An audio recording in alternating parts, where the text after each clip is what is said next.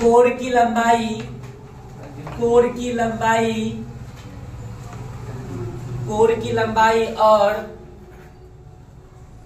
त्रिज्या में संबंध रिलेशन निकालिए। ठीक है, ठीक है। रेडियस और जो एज है इन दोनों के रिलेशन को निकालिए। ठीक है, तो भी इकाई सेल हो गया उसमें। इकाई सेल के प्रकार याद है आप लोगों को क्या? और बोला नहीं? कितना प्रकार से याद नहीं है? पहला प्रकार हमारा SCC। पहला प्रकार क्या है हमारा? SCC। अब देखिए जो भी इकाई सेल है उसकी जो आकृति की बात हम कर रहे हैं तो कहते हैं कि घर है। एक क्या है? घर है। तो एक घर की कल्पना हम पहले करना शुरू करते हैं। एक घर की बात कर ले तो एक घर में कितने किनारे होते हैं? किनारे कोण 6 होते हैं। बहुत बढ़िया।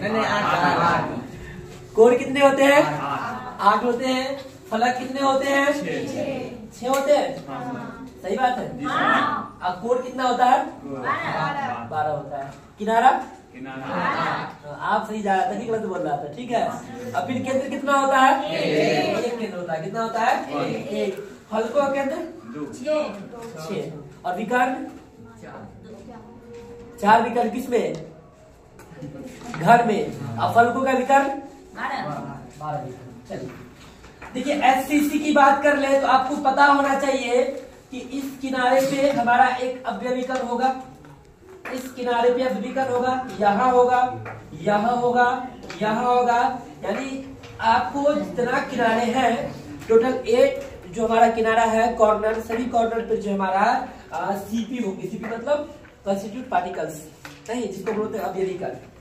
अब बात हम करेंगे किसी एक लेंथ की। ठीक है, यही ना रिपीट हो रहा है।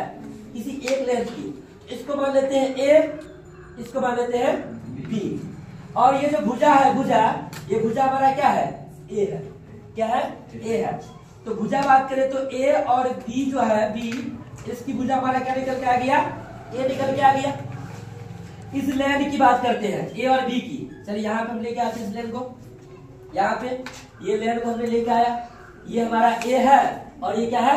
B है। इसको लेके आया यहाँ पे, इस सबको हटा के इसको बाहर निकाला। ठीक है, ये जो अव्यवीकरण है याद कीजिए, हमने बताया था कि एक अव्यवीकरण जो इसके कॉर्नर पर है वो अव्यवीकरण केवल इसी के कॉर्नर पे नहीं है, इसके अलावा 7 और इकाई सेल के कॉर्नर पर है।